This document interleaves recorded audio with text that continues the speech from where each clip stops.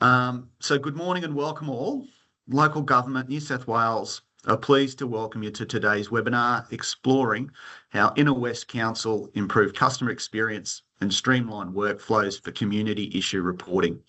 My name is Adam Wanless from Local Government New South Wales, and I extend a warm welcome to you all.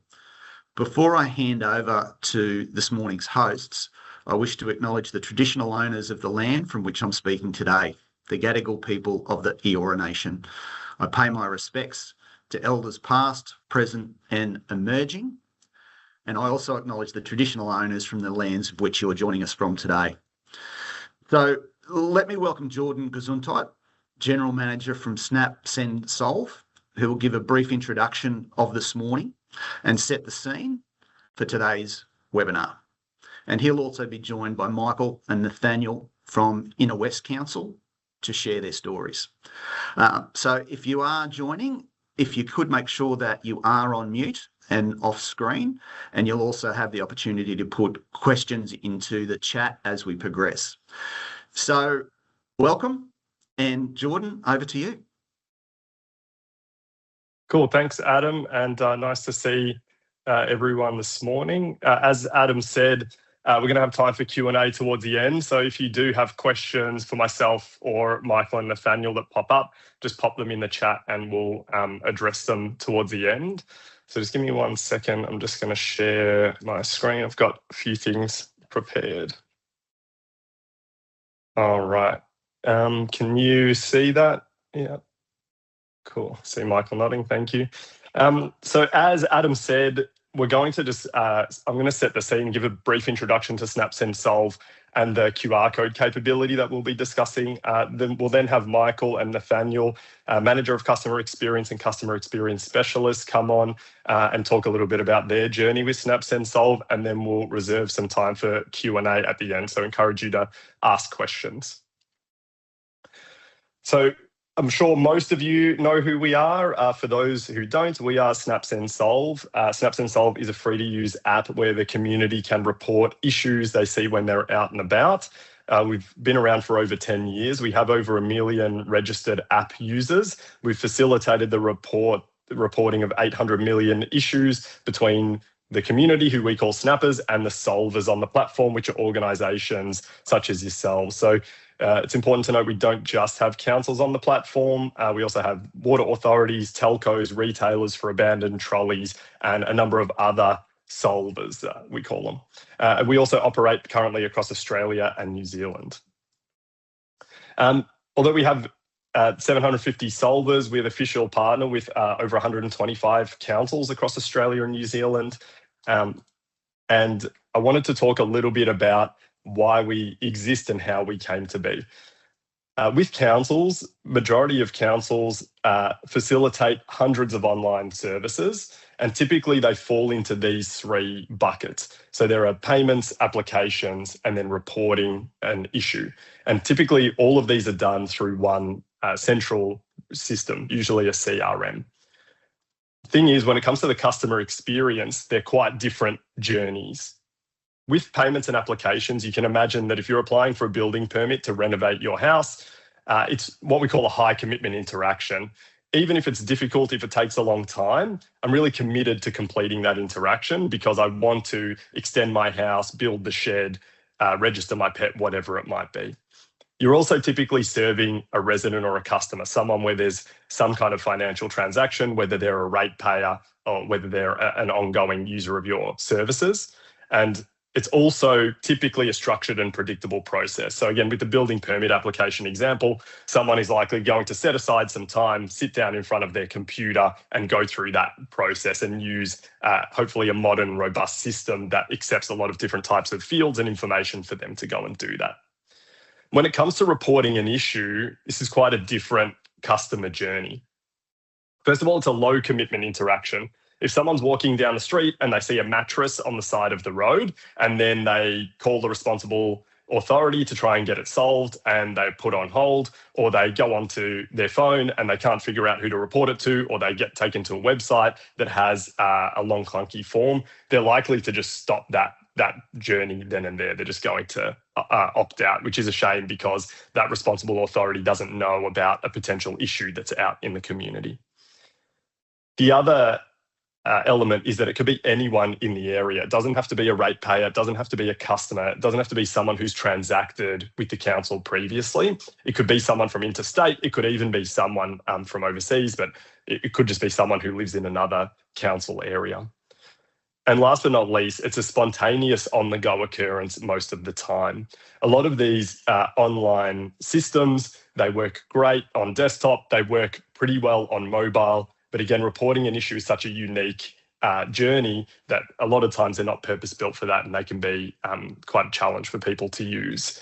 So within our app, if you've used it before, you have the ability to take a photo in the app or upload it from your phone. And our data tells us that over 70% of the time, someone is electing to take a photo in the app. And what that tells us is over 70% of the time, they're actually standing in front of the issue when they want to report it. So we know that it's really a mobile-first interaction. So in terms of what that looks like, typically, if someone's not using Snap Send Solve, they are at the park, they notice the swing is broken, there's some graffiti on the playground, whatever it might be. They have to jump on their phone, figure out who the responsible authority is. Like I said, they may not know what council area they're in. They may not even know that a council is responsible for maintaining the playground. They need to find that information through Google, ChatGPT, Claude, whatever it might be. Find that organisation's website, navigate through that website to find the right area to report the issue. And that could be an online form. It could be a customer portal where they need to create an account. In some cases, they may need to download an app specifically for that council, or may be guided to do that. And then a lot of the times they're asked some questions that they may not be able to answer easily. And one of the key ones is usually they're asked to put in an address of the issue, which can be quite difficult for people to do. When it comes to Snap Send Solve, it's really straightforward because it's purpose-built for issue reporting. People take a photo, they put in their location, which is taken from the metadata of the photo most of the time, and then they put in a description, and then we help guide them to sending that issue to the right solver in the right place. The other thing with Snap Send Solve is that it provides that streamlined, consistent reporting experience, regardless of what area you're in and which authority you're reporting to. So I need to update this. I used to live in Marybeck, and then our office is in City of Yarra in Melbourne. And on the off chance that we can get someone to look after the kids, and my wife and I want to go out, we go to the city. And each of these areas invest heavily into customer experience and to technology. However, just by the nature of their locations, if I want to report an issue in each of these different council areas, I'm going to have to go through a different experience every time. With Snap Send Solve, it's the same experience across all of those areas. So as an overview, we pride ourselves on high quality reporting. What that means is that there's at least one photo attached on average 95% of the time when it comes to reports sent to councils. That means that it's really straightforward for council to triage and process those requests. 80% of the time, the location's taken from the metadata of the photo. So again, we're not asking people to put in an address or even set their GPS location. We're just taking the location from the photo, which is exactly where the issue is. 15% of the time, our snappers leave some kind of feedback. So we also have a really robust ratings flow where people can rate the service that they received off the back of their report.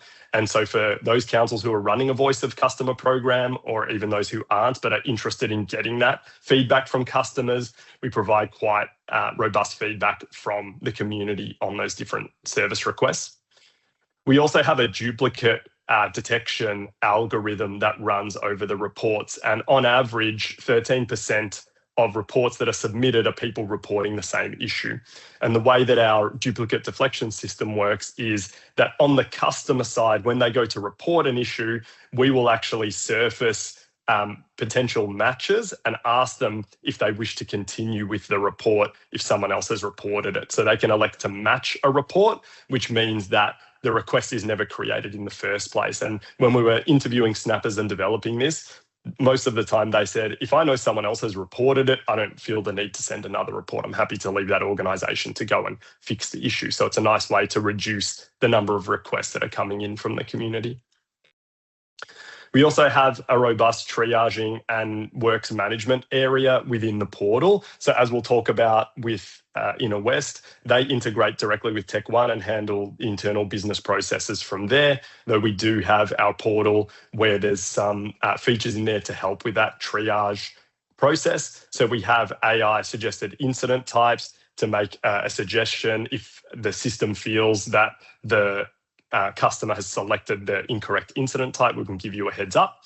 We have AI content moderation, so we're scanning the photo and the text for harmful or malicious content and flagging that to the operator so that they are aware before they go ahead and open it. And we also provide an AI priority measure. It's graded as high, medium, low, and so that can help you to know where to start if there's a lot of requests that have come in overnight or over the weekend, whatever it might be. And it looks at things like public safety risk, reputational risk, the risk of the issue getting worse if it's not treated, some of those elements there. We also have the ability, once a report has come in, to create work orders and assign them to people in the team. So they can have priorities attached, they can be assigned to technicians or contractors, and they also have pre and post work checklists assigned to them. And then these work orders end up in our what we call our Solve app, which is our app for field workers, technicians and contractors. So they can manage their jobs and then put in their activity as they go. So those pre and post work checklists, as well as photos of the jobs being completed, and they can be sent straight back to the customer. So the loop can be closed, not just with a notification that the job is done, but some visual proof that it's been completed. I mentioned that Inner West are integrated with Tech One. So we've integrated dozens of different organisations into many different systems. So it's a very straightforward process. And last but not least, we also have a lot of data and analytics. So they look at what are the types of reports that are being received over periods of times, and you can even look at those on a map and get hotspots. So understand, where is there a lot of dumped rubbish or graffiti, and potentially there's some proactive comms or other campaigns that you can run to prevent those issues. We provide performance insights, so how long is it taking for different reports to be viewed, actioned and closed, and you can break that down by service type to understand how you're performing there. And last but not least, we have that customer feedback data. So we ask people how their overall experience was, how quickly the issue was solved, how was the communication, and what was the quality of the solve. And you can look at those over different periods of times, also by service areas, and recognize which request types are trending up, which are trending down. So it's a really simple way to get some really quick insights from customers. So that's just a bit of an overview for those of you who may not be familiar with SnapSend Solve. And obviously there's a lot more I can talk about. It's a pretty short and sweet overview. So as Adam mentioned, we're going to have Q&A after where you can ask some questions, but there's also opportunity if you want to have a separate conversation, we can dive into a bit more detail. But getting into Inner West's story specifically, Inner West have integrated SnapSend Solve with Tech One, but on top of that have also used what we call our asset-based reporting capability to put QR codes out into the community. So it's important that it's easy for people to be able to report issues, but when they're standing in front of an issue, even if they're a SnapSend Solve user, even if they've reported an issue on your website or over the phone, in that moment, they may not know exactly what to do. And the QR codes make it really easy for them to be able to report an issue. So you can see the categories here are public toilets, parks, street bins, and park bins. Here are some images of what they look like out and about or in the wild. So you can see that they're pretty clear and easy to read and very straightforward to understand what to do. And it's good that they've been rolled out and they look great, but what are the actual results and the impact that they have? The time to report when using a QR code is substantially faster than even using SnapSend Solve regularly or using other reporting channels. We also measured that the speed to solve rating, when we asked customers how would they rank it, was 4% higher than standard reports. And we also noticed that the overall rating for customer satisfaction was also higher for QR code reports.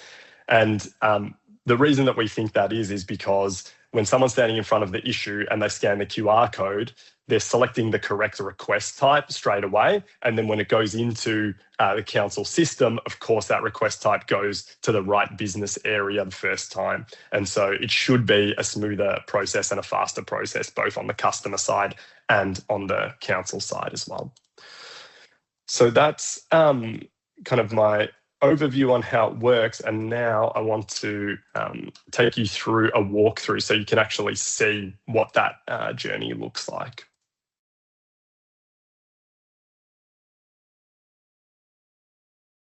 All right. So the first thing that will happen, someone sees the QR code, they open up the camera app on their phone and they go ahead and scan it. Then they'll be presented with this modal to go ahead and open the app. The cool thing about the QR code is that they go through this flow even if they don't have the app installed. If they do have the app installed, it just opens the app. If not, it opens what Apple calls an app clip, which is kind of like a light version of the app that they can then continue the reporting process. The asset type is automatically recognized. So in this example, I've scanned a QR code on a bin. So we all of a sudden immediately know that the issue you're reporting is about a bin.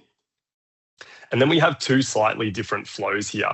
One is what we call a single asset QR code experience. In that experience, it's where there's a unique QR code for each individual asset type. So for example, we have a customer who has put QR codes on all of their parking meters, and each QR code is for that individual and specific parking meter. The way that Inner West has rolled it out is what we call multi-asset QR codes. So they're more on asset types. So the QR code is on a bin, but we don't know exactly which bin that it is. The main difference is that when we know exactly what asset the QR code is linked to, we know where that asset is located. So we can skip the location question. Of course, if it's a multi-asset QR code, we do need to still get the location because we know it's a bin, we just don't know exactly where that bin is. So this is where we ask for location access if they don't have that enabled, so we can get that. And then move on to the reporting flow where they go ahead and can take a photo of the issue.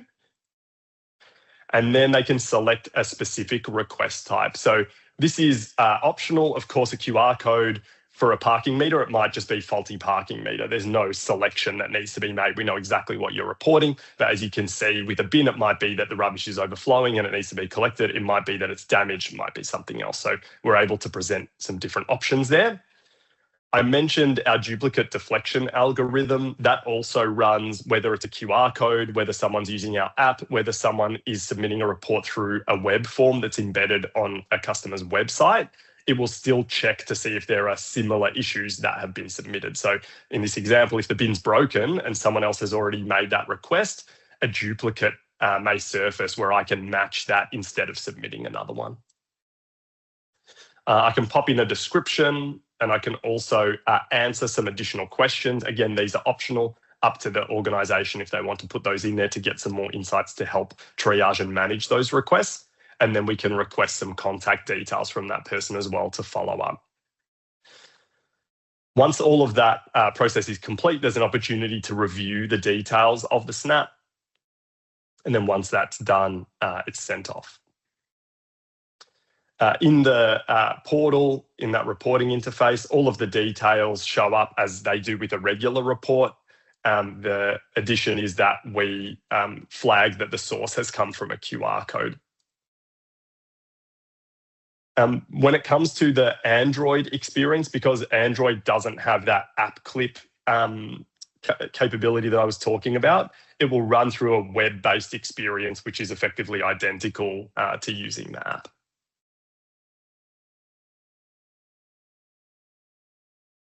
All right, so that's how it works. And just before I introduce and bring on Nathaniel and Michael, I just wanted to show some other examples of how QR codes are used. So in Noosa, they use QR codes on the doggy bags to allow the community to notify them when they need to be refilled really quickly and easily. City of Glen Ira use them on public bins, water fountains and public toilets as well. So similar application to what Inner West are doing. Frankston City Council, so I mentioned they use them on parking meters, And these are specific to those parking meters. So when you scan the QR code, we know exactly which meter you're referring to. And City of Swan use them at different facilities and venues around the council area. So if you are in a venue or facility and there's something wrong, you can scan the QR code and create a report on the spot. Okay, that's enough talking from me.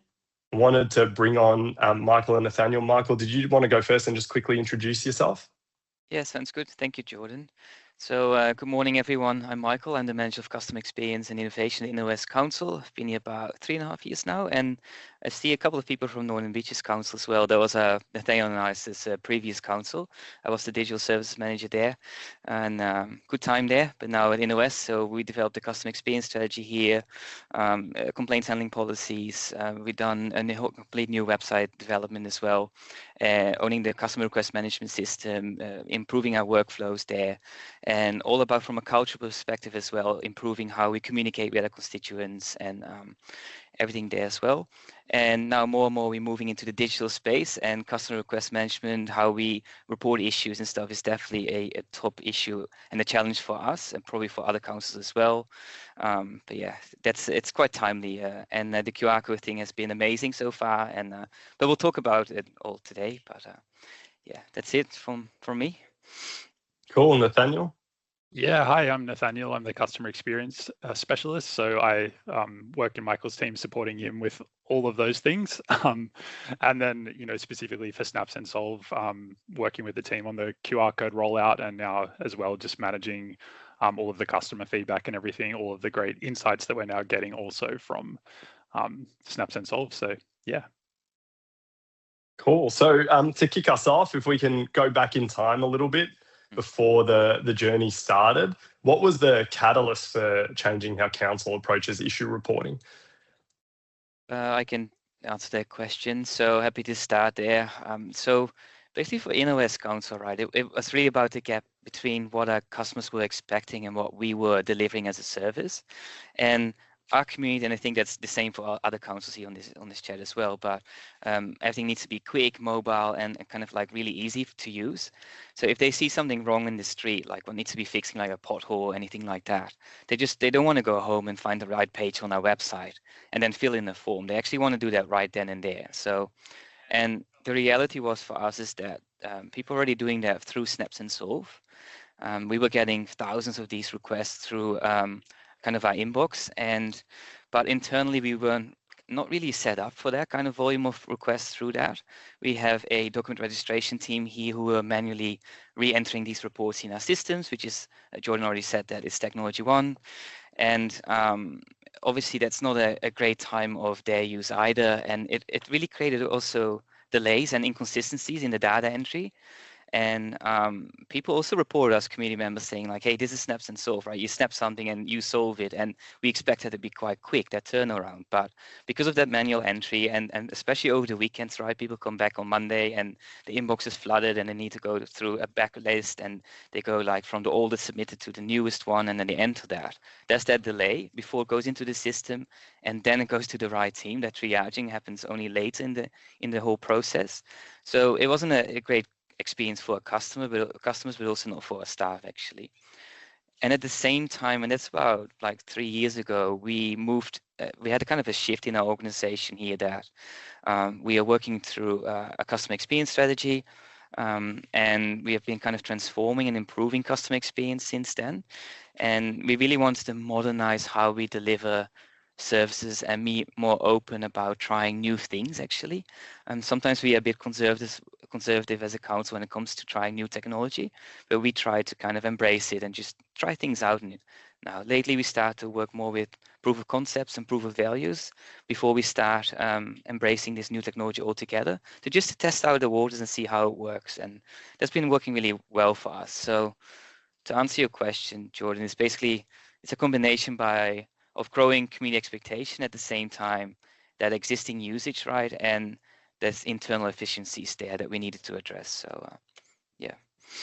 Yeah, and I know when we've chatted that part of the process that you go through to get that customer feedback is you have those, is it a community engagement group or a panel?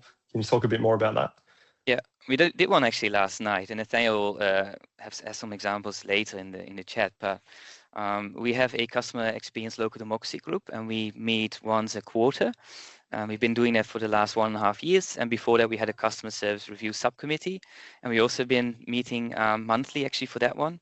So those are community members. Oh, sorry, it's really loud in this office now, but we're meeting community members there, and they have a voice in that, and they review these projects that we are working on, and they can leave feedback directly.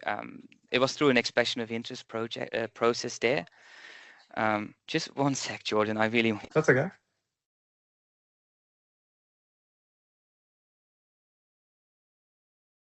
That's where you have this is typical government office. Sorry for that. So we also have a post-transactional survey. So after every request that we close, a community member gets a survey within 24 hours, which basically asks about customer satisfaction, like how well did we respond to your request, how timely did we respond to your request. So we're quite on top of that.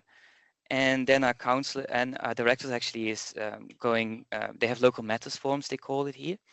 So that's once a month, and they go to different suburbs, and that's where our directors and Peter Gainsford, our general manager, have kind of a Q&A session with the with our constituents there in that particular LGA area.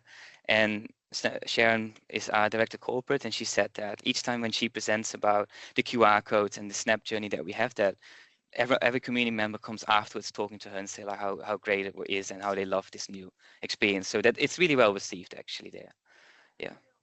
Yeah. Is there, because I know sometimes it can be a bit scary, and I mean, even for us as a business, when we go to customers and the community and we get feedback, and of course you get some good feedback, which is good, and sometimes you get some feedback that, you know, can challenge the way you think.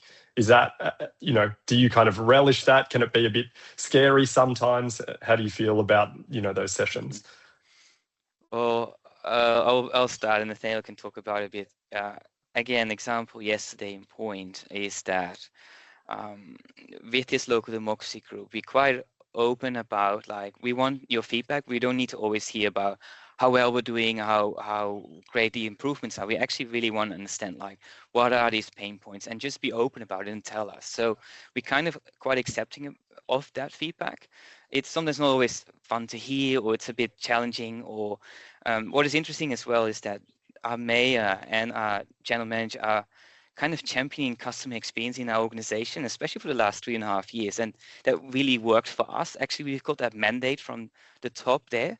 And even our mayor sometimes comes to our director, and he did it last week, actually. He said like, I had this community member, and she actually can't see these QR codes in the wild. I still haven't seen it, and they're peeling off it. And then one of them saw it peeling off in a public toilet, and he goes straight to us and he tells us that. And he says like, hey, we need to fix that. I want to do more communication around that. I want to promote this further. So that kind of mandate as well. But yeah, the other thing, we have kind of a lot of feedback that we collect, especially to the post-transactional feedback tool that we are using. We have over like 14,000 different data points now, and we launched that in July 2024. But then also on top of that, we got Snap's feedback now. They have their own CSAT dashboards and stuff. So there's a lot of data coming our way, and it's really rich. We're trying to collate that all and trying to see patterns and stuff like that. That's what we continuously do as well. But sometimes that feedback is quite in your face. Like it's like, yes, I like Snap. It's really fast, but you're not actioning it fast enough. Or I don't like to respond how you wrote that or did that.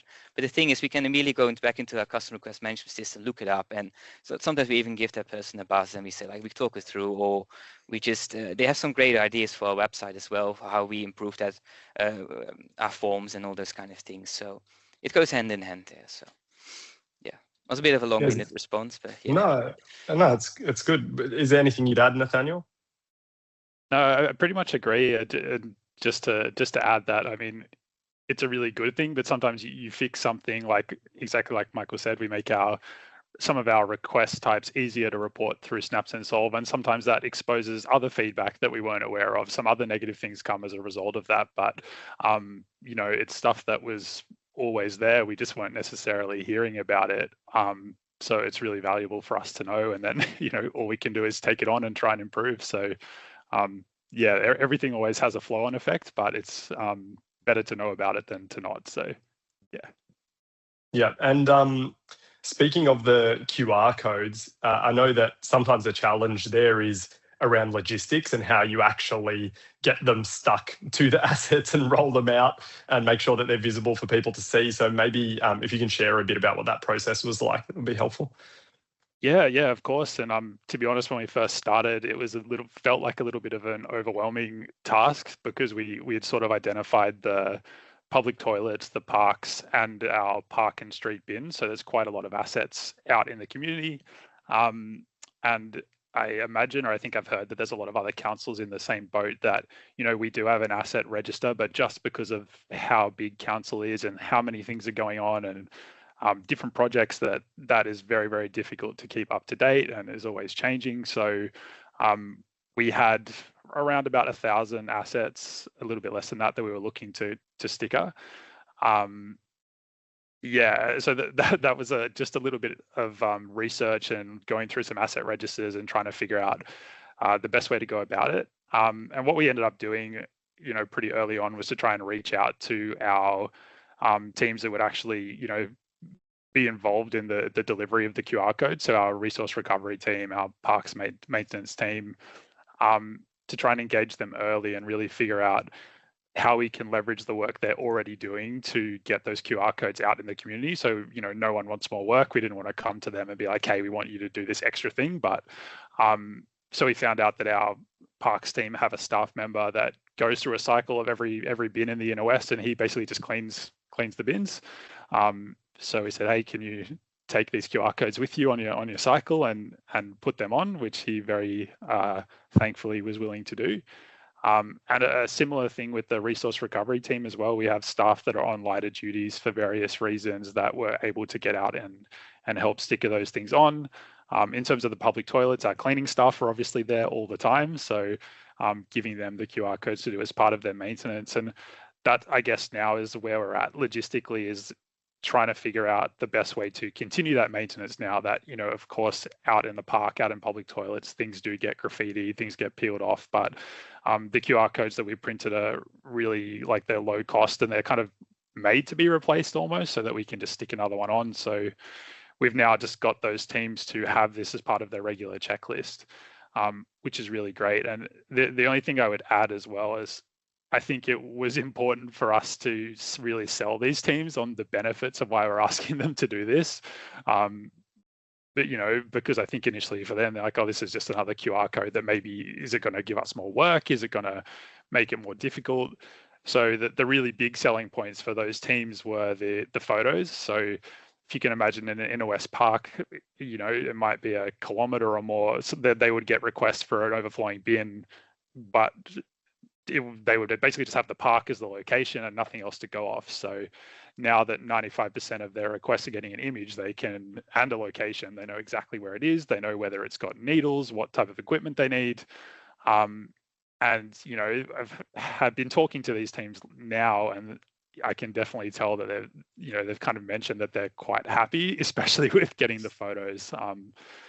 So yeah, just selling the benefits, and the deduplication benefit as well is really big, because a public toilet, if that is dirty for 48 hours, they might have 20 customers reporting that same thing. So now that that's automated and it's deduped, it's a lot less work internally as well. So we really tried to get them on board by sharing that with them as well.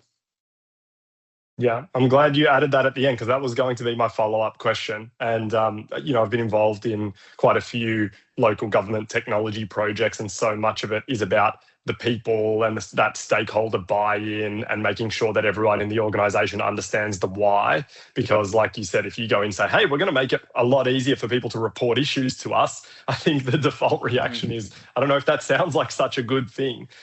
Or, hey, how you're already going out and cleaning these places, can you also go and stick up these QR codes and maintain them as well? And so that kind of change management, that buy-in, I think it's really important. And so, yeah, thanks for adding that in as well.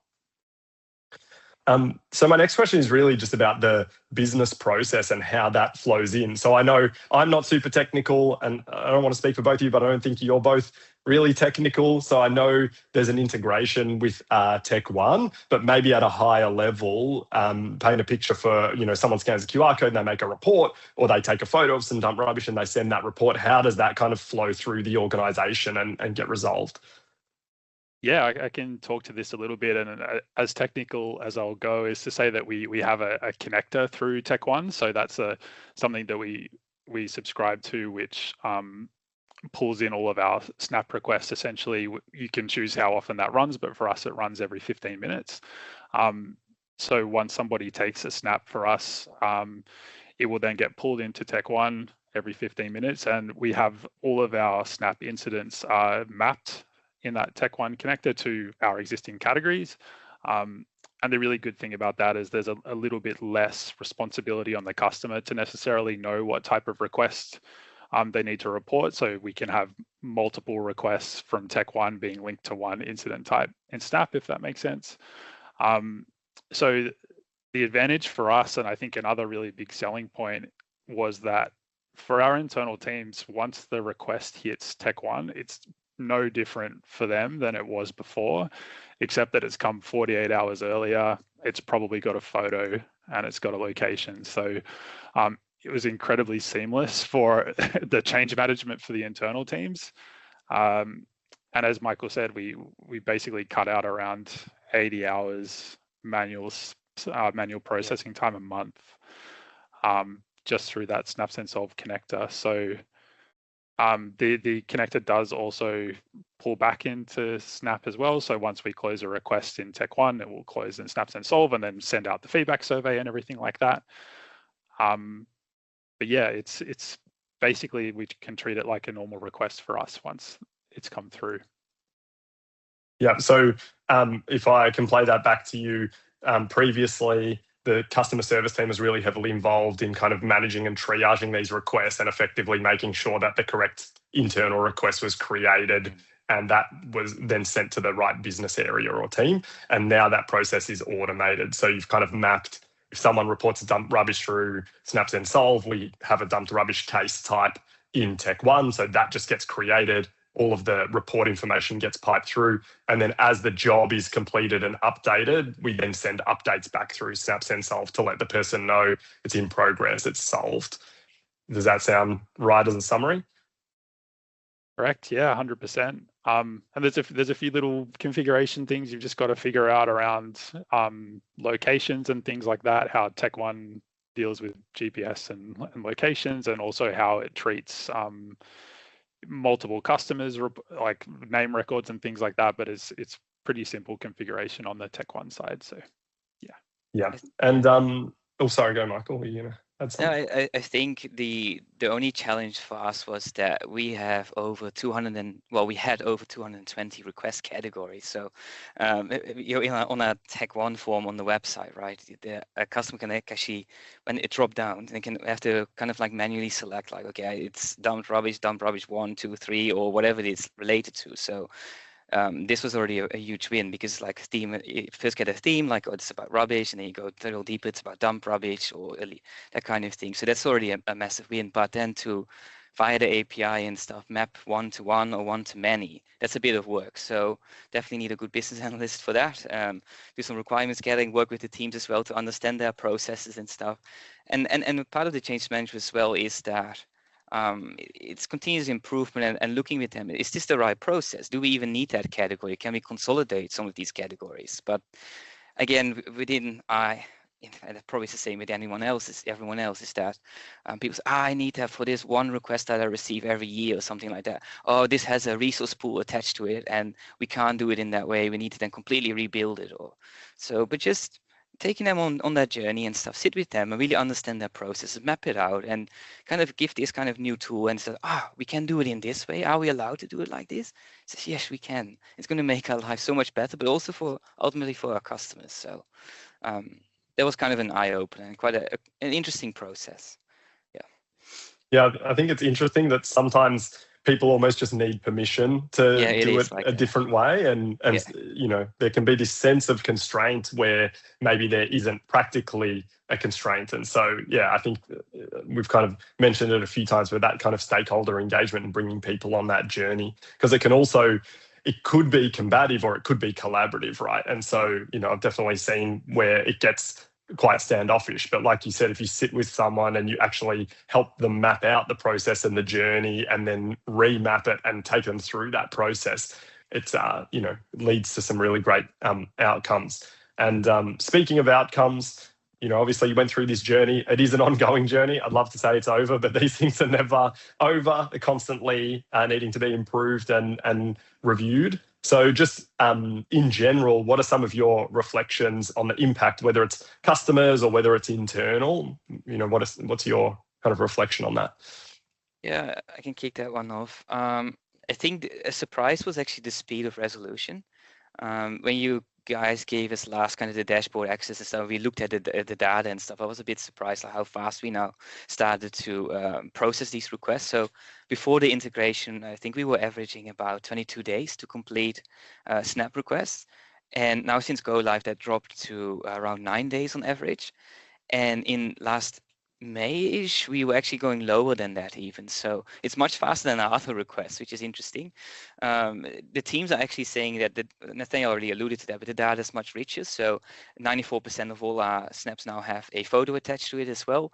So it's easier to triage and to process and to action these things. So that's really interesting. So, and also again, staff adapting really quickly to that. So not that big disruption that sometimes we expect and we're envisioning, but it's actually more of a natural shift there. So I would say there's quite an improvement there. And the next one is actually the volume of requests received. So we were averaging around 1,300 requests per week, and predominantly through Technology One. But now we still have around the 1,100, 1,200 requests per week, but it's like 650-ish on average from Snap. And then the remaining is via Technology One. So you can see that it's starting to meet each other kind of in the middle there. So equally as important. So our customers are actually choosing more and more now to report through Snap. Of course, we have heavily promoted that on our website. We have a whole new online services section as well that we co-design with the community as well. So it's there. So we're kind of steering them a bit more into that direction. But yeah, it's kind of that natural uptake, which is great. Yeah. Yeah, and just to add, we were talking about the local democracy groups. Yeah, as much as they're not always easy, there's definitely some nice feedback that we get quite a lot. So I go to the access and inclusion democracy group every quarter or so, and one of their members shared a nice story where she kind of struggles to use the phone a little bit for phone calls. So has used Snap and Solve in the past, and has somebody that parks in her mobility spot quite often. So she's had difficulty reporting that and then having that 48-hour delay. But since we integrated with Snap, she reported someone parking in her mobility spot, and they were fined and towed within 4 hours. So for her, that was a really meaningful interaction and quite a nice one. And just the other underrated thing that I've picked up on from people's feedback is just around having other organizations there. A lot of the things we heard from other in our feedback was just people like, why do I need to know whether this light post is from Ausgrid or for Inner West Council? And also, how can I know? There's no way to find out. But just having some of that stuff inbuilt, especially with NBN, with Lime Bikes and with Ausgrid and Sydney Water, like it just takes that stuff that would previously come to us and we'd kind of have to be like, sorry, we don't do that. Here's who you can contact. That's just all kind of taken off our hands, which is good. And I can tell that the community appreciate that as well. Yeah, and it's worth me mentioning because, again, I tried to give the briefest overview of Snap and Solve of all time, but we do have that web form capability. So it's an embeddable, effectively, it's like embedding the app on a website so people can report issues in the same way they would in the app, but on a website. And so you guys have embedded that on your website. So if people want to report an issue, they can use effectively the Snap Send Solve web experience, where they're still taking a photo, adding a description, they're still getting the duplicate deflection capability and the ability to select that request type. So it's that same experience. And then, of course, if they want to pay their rates or apply for a building permit, they're not doing that through Snap Send Solve. They're going, into the relevant system that they need to for that. Cool. And then the last question, and I've been looking in the chat, I haven't seen anything yet, so I'll just reiterate to anyone who's listening, if you have questions for me or you have questions for Nathaniel and Michael, feel free to put them in the chat if you'd like us to go through them now. My last question to both of you is, what's the next kind of area of focus for you? It can be with Snap Send Solve with QR codes. It could be just the next big customer experience evolution at Inner West. But yeah, what's on the horizon for both of you? Well, 100% the digital experience, actually. So we just launched a new website. Then we also want to now look at the customer portal, single sign-on for all. We still have very disjointed systems, and our customers need to create multiple accounts with different areas as well. So trying to have that one login for all, and that's what we're looking in. Proper omni-channel support, service delivery. We don't necessarily do that as of yet. So really meeting our customers and community at where they want to communicate with us, actually, be it actually via Facebook or via WhatsApp, or exploring those kind of things. So that actually it's kind of a seamless and consistent experience. And for QR codes, very timely, we have launched the Greenway, if you might have heard of it, in the West, and which is a kind of a high kind of visibility corridor now, and it's in the news and all that stuff. So what we want to do is put the QR codes on those bins along the Greenway as well. And then Nathaniel is just looking in the next 2 weeks before the end of financial year to get all the new QR codes, more permanent ones, so that they don't peel off at those locations, especially within public toilets, in our libraries and aquatic centers and stuff. So yeah, that's what we're kind of focusing on next. Yeah. Cool. And for you, Nathaniel, does that capture it all? Is there anything else? Yeah, the only thing I can think to add is it's, we do get all this feedback and a lot of engagement, but it's been almost 3 years since we did launch the customer experience strategy. So I think we will hope to get out, in the next 6 months or so and do another really big engagement and just find out how we've done so far, and also what the community are expecting next, or what they want to see. So that should be really interesting as well. Cool, thank you.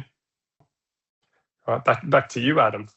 Yeah, thank you, Jordan. And look, I think there were some really interesting touch points about that, and then the efficiencies that have obviously been created in the Inner West Council there, and I think you've highlighted those really, really well. So thank you to Jordan, and thank you to Michael and Nathaniel for the delivery and sharing, the community experiences. But also thank you to our audience coming all across New South Wales today, and that'll bring us to the end of the webinar. Hope you've all enjoyed it. We're going to say goodbye now and enjoy the rest of your week.